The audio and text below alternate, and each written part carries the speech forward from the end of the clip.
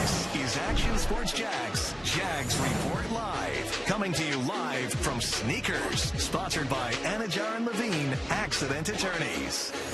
We got to get one ready. 1, 2, 3.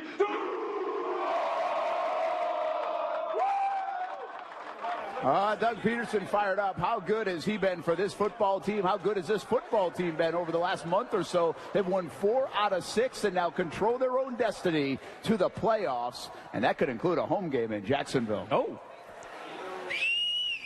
It's Victory Monday, Dan. It is Victory Monday. We're at Sneakers. That was the back of the restaurant. There's only a table or 2 left here at Sneakers in Jack's Peak. The fans are fired up, and we're fired up to be here tonight talking about a victory. And anytime you knock off America's team in front of a raucous bank crowd, it was pretty exciting there yesterday, wasn't it? Pretty exciting. Brent Martin along with Dan Hicken, and say hello to former Jags corner Rasheen Mathis. Thanks for jumping in with us, man. Yes, thanks for having me. Yeah, we had to call on the old standby. Here's the deal with the Jags. They've got a short week, and so they have meetings late into the night tonight. We were talking about this earlier today. Yeah. It's a tough week on the body, right? They got to get right to play an important game Thursday night. It's very tough, and the coaches understand that. So today will be the long day. And after this, it'll just be some downtime and mental prep. So it's good that they get days off and take some times off their legs, take some mileage off their legs. Rasheen Mathis had not 1, not 2, not 3, not 4, 5 pick sixes in your career? Yeah, 4 or 5. 4 or 5. I ended one in Detroit. But this one was a walk-off. Tell us about this, Rasheen. Hey, they ran that route on me earlier in the game, and I knew once I saw the formation, I was like, if they do it again, I got to go get it. So I looked up a quote today from you from that game. You said 20 years from now, I'll probably look back and say, man, that was pretty good. Well, it's almost been 20 years. Is it pretty good, Rasheen? Pretty good. Pretty good. The body's feeling okay, too. So that's the main part. Exactly. That was 2005. And the significance of yesterday is Rasheen Jenkins. That's the first time that's happened since you did it in 2005. Wow. What do you think about the Rashean play? It was amazing. My son was like, it was lucky. And I told him, no. How many tackles he had? He said 18. I was like, he stays around the ball. Yeah. So good things happen when you stay around the ball. The Jags get to celebrate that win. They were coming off the field celebrating that win. Fans around here celebrating the win. I mean, you can feel the juice in Jacksonville right now. Playing significant football, meaningful football all the way through the calendar year. I mean, it's happy holidays around here. And this has been a resilient bunch of guys. They have overcome a lot, and they haven't blinked yet. That's just how we built. To be honest, I can't say that it happened training camp or anything like that. I got to give it up to the guys upstairs that brought the guys in and knew what we was missing and brought the right guys to come in, and we just all gelled in together. Everybody's on their own path. Everybody's kind of been through something, and whether it was this year, whether it was 3 years ago, whether it was a rookie trials or whatever, like, we've been through a lot. Ups and downs, and today was just another down that we had to continue to fight through, and we did. And you never know what happens. You just keep fighting. By the way, as we look at the schedule, I also want to point out, Rasheen, that was touchdown Tommy Maddox you got, but you also got, to your credit, a guy named Peyton Manning, a guy named Ben Roethlisberger. There we those go. I hope you have those footballs somewhere. Yeah, they're still in the house somewhere. I try to keep the kids from playing with them. Make sure you show them, though. And here's the schedule. Now we got a big one here. Thursday night, national televised audience. And it'll be on Fox 30 locally now. And the Jets and the Jags are a playoff game. 2 years ago, they were picking number 1 and number 2 overall in the draft. And then the Texans and hopefully the Titans means everything in that final regular season game of the year. It's time for the game plan, sponsored by TIAA Bank. All right, so here's where we're going with the game plan today. Players make plays. Yes. Not plays, it's players, Dan. So Rashean early on changes the game. They scored 2 touchdowns in 3 minutes. He'll be the AFC Offensive Player of the Week. There's no doubt about it. And then, of course, how about Marvin Jones stepping up and making a play? And by the way, we're going to talk about Trevor a lot, but another big-time play on 3rd and goal to Marvin Jones for the touch. Yeah, and Rasheen, we look at it again. This guy's been clutch on the 3rd down, the money down situations. This one to Marvin, and then the next one to Zay Jones. Jones was also third down. Yeah, he's just showing poise. He's understanding the game and the game plan, and he's dropping dimes, and it's hard for DBs to get to those balls. All right, I want to ask the former player about this game because Evan Ingram, with time running out in regulation, is scratching and clawing and fighting to get to the boundary to stop the clock. We call it a grown man. That's what we say in the athletic world. He was a grown man. He wasn't going to be denied. And like you said, quiet as kept. This is the play of the game. It is, and he saved the timeout, which allows you to use the middle of the field. If they're not using the middle of the field, you know that then what they're going to try to do as a defensive player and be ready for it. Exactly. That extra timeout, it was needed because we were able to get the ball down the field a little bit more and in range for a field goal. Yeah, 48-yarder. And by the way, we haven't needed Riley Pederson around here to be clutch much. Well, he was clutch on Sunday to tie it 34-34, send it to overtime, and then, well, we know what happened after that. Power Play of the Week, sponsored by IBEW Local 177, powering Jacksonville since 1912. I always tell my kids, Rasheen, that the last 3 feet matters in pro sports. He watched this one all the way in. What happened on this play? He did. It was a little pivot route by the inside guy, and you could see Jenkins was kind of freed up a little bit. He read the read, he read the quarterback's drop, and he put himself in position to make a tackle just in case this guy caught the ball, which put him in position to make that pick six. I think underrated, too, is the athleticism that Jenkins showed as he caught the ball and didn't fall down. I mean, that was terrific. I mean, he was sprawling and reaching, and still it was a tremendous play. A couple of things here, by the way. He had never had a pick six in his life, not in high school or college or anything. There we go. Which is amazing that he did it on this stage on Sunday afternoon. And I'll tell you something else. Everybody now knows Rashean Jenkins. They know number 2 because of yesterday. Dan, he's been playing excellent football all year long after a disappointing season last year with the Jags. Now, there's no doubt about it. He's been outstanding, and he, like I said, he'll be the AFC Offensive Player of the Week. Did you have a pick six at Inglewood? I did have a pick six at Inglewood. Yeah, I had a lot of stuff at Inglewood. It was fun times then. Did you have a pick six at Bethune? I did. So he did it his whole life. Yeah, he had a knack for it, that's for sure. Listen, our guys, I don't really think they worry too much about where it is, what the score is. I really don't. I think they just keep focusing on their job and getting better at what they're doing in game. And as I said, we just keep chipping away. I think Dewey Wingard said it a couple weeks ago. I'd run through a wall for Doug Pederson. Yeah. Heck, I think all of Jacksonville would run through a wall for Doug Pederson right now. What a job he has done. The Jags get the win. Welcome back to Sneakers here in Jax Beach. Hey, say hello to the Mathis family. All right. Introduce everybody. Got the kids along here on this holiday as well. We appreciate Rasheen Mathis joining us and bringing the family out here. Hey. Happy holidays. Happy holidays, Duval. It's some great times. You got some good ball players over there, by the way, don't you? Yeah, some baseball players, some athletes. They play baseball right now, but I consider them athletes. By the way, golfer too, right? Oh, absolutely. Big time golfer. Now, I mean, he's coaching baseball, so he's kind of hung up the golf a little bit. Golfer turned coach. Loves baseball. We've been around Rasheen enough to know baseball is the first love. Yes. And you actually have a facility that he's opening D-bats down in St. Augustine coming up in a few months. So now you'll be like business owner. How does a coach talk about how a coach can make the difference? What we're watching from Doug Pederson, and obviously the Urban Meyer experiment was a disaster. We get that. But to bring him in with the Super Bowl ring, the stability, and then some of the schemes that this guy draws up are impressive. Coaching is everything.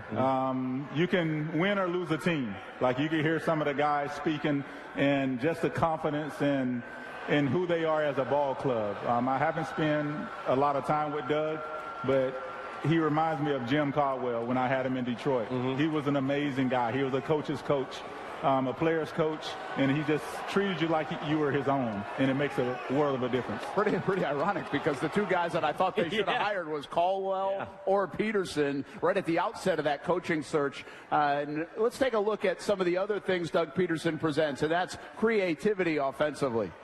The drive of the day, driven by your local Ford dealers.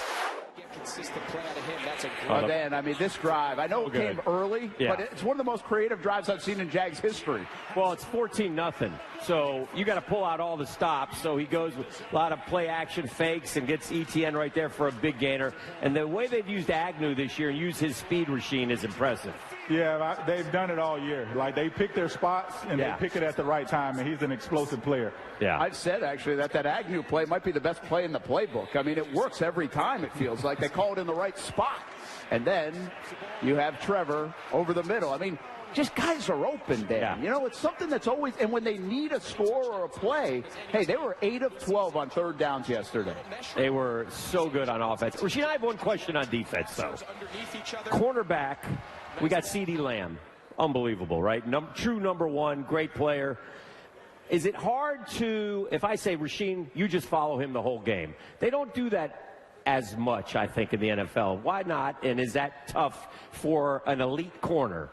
It's tough, but if you're an elite corner, you should be able to handle that tough task because that's what we're cut out for. Like, that's what we play the game for, to be put on the best and to compete against the best.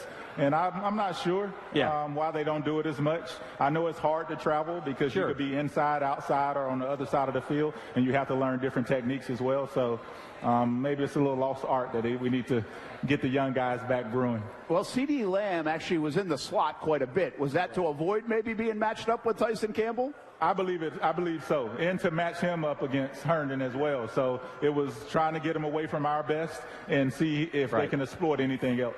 ETN on the outside, that'll help. First down and more, out to the 40. You know, Doug Pederson said the Jags needed to run the ball for maybe 125 to 135 yards.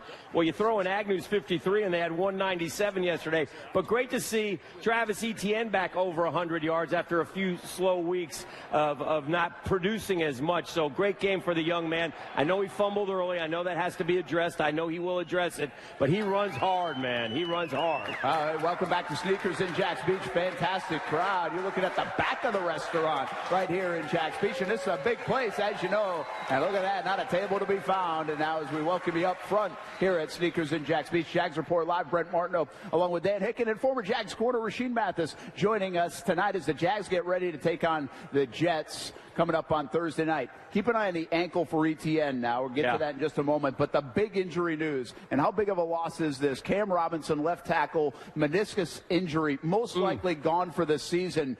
Really the most significant injury the Jags have had. They've been very fortunate. Yes, they have been fortunate. And Cam is that's a huge blow. Not sure. I know we kind of tweaked the line a little later on in the game, but losing your tackle, your left tackle, that's tough.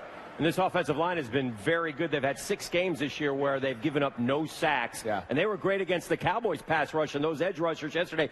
Enter Walker Little, though, I thought he did a nice job coming in. And he's your left tackle now, second-round pick out of Stanford. They invested in him for a reason, and now he's going to have to deliver. I mentioned Travis Etienne's ankle. We'll see how that goes on the short week. Here's the good news. Jawan Taylor with a hamstring, left for a few plays, came back in. Toughed it out. Doug Pederson said he's good to go on Thursday night against a good Jets defense, so keep an eye on that. Let's bring in Action Sports Jack's Olivia Tassley. She has more on her injury report and more on the meniscus injury. This injury report is brought to you by Flagler Health, orthopedic specialists. Jaguars left tackle Cam Robinson likely won't see the field again this season after tearing his meniscus in Sunday's big win against the Cowboys. It's a big blow to this Jaguars offensive line, who has really protected Trevor well this season. I spoke to Dr. Jeffrey Keene over at Flagler Health Plus about 2 different surgeries to repair the meniscus and the recovery timeline in each. Meniscus is a fibrocartilage ring between the thigh bone and the shin bone, so between the femur and the tibia. It helps as shock absorber, and it also helps stabilize the knee. As far as coming back after meniscus surgery, if you do a meniscectomy where you trim part of it out, then you can go back quicker because there's no structural you're not going to create any structural damage. The only thing that takes a little bit to recover after that is after surgery, your muscles become weaker, so you have to rehab them. So typically after a meniscectomy is 4 to 6 weeks. If we do a repair, We use fine little stitches to repair the meniscus. And so we really protect the weight-bearing status and the range of motion of that patient for 4 to 6 weeks. And they're probably out 3 months. The Jaguars are also dealing with a hamstring injury to right tackle Jawan Taylor, but head coach Doug Pederson said he will likely play in Thursday's matchup against the Jets. For the Flagler Health Plus Injury Report, I'm Olivia Tasley, Action Sports Jax.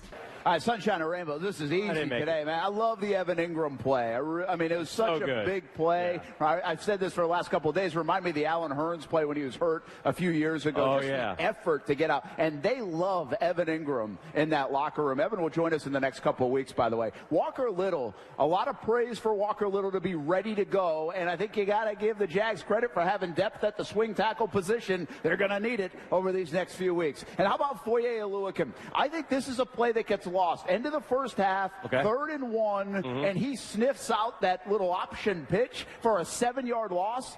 Dallas goes in there or kicks a field goal, and it's really over most likely for the Jags. Well, he's a tackling machine, and he's been all over the field all season long, so he's done a really nice job. Sometimes I think Rasheen, he looks up and says, is anybody else going to help me here?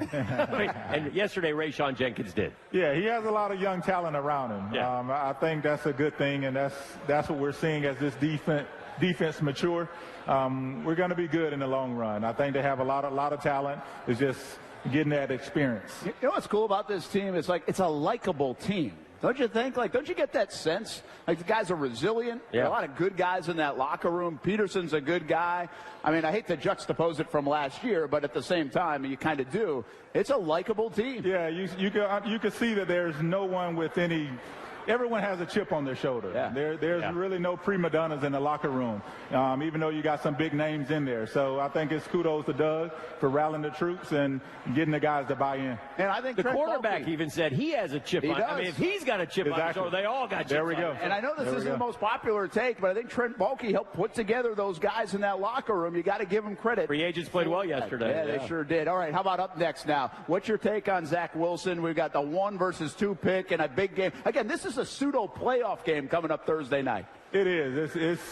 It's something that we're primed and ready for. So I think it's going to be a good game, a tough team that we're going to be facing. But this is just a stepping stone, and I think we'll look at it as such. Dan, are we to the point now, though? The Jets' defense is really good, but it doesn't matter. We have Trevor, Doug Pederson in this offense. You almost feel that way. When you play elite like Dallas, I mean, I was like, this is a Super Bowl defense we're facing yesterday, and they scored 40 points on them. It was unbelievable. I mean, again, if your quarterback can play elite, you have a chance every Sunday, right? Against anybody that you play. Yeah. Like, if he's the guy that's touching the ball the most, he's going to put you in spots, and he's going to make you win a lot of ball games.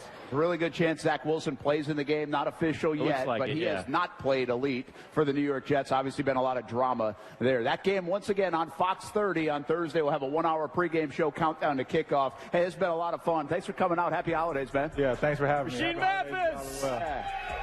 Thanks to all of you coming out. Jacksonville on fire right now. It's pretty awesome to see the buzz, feel the buzz around this Jacksonville Jaguars team with a few games remaining. Have a good night, everyone, and happy holidays.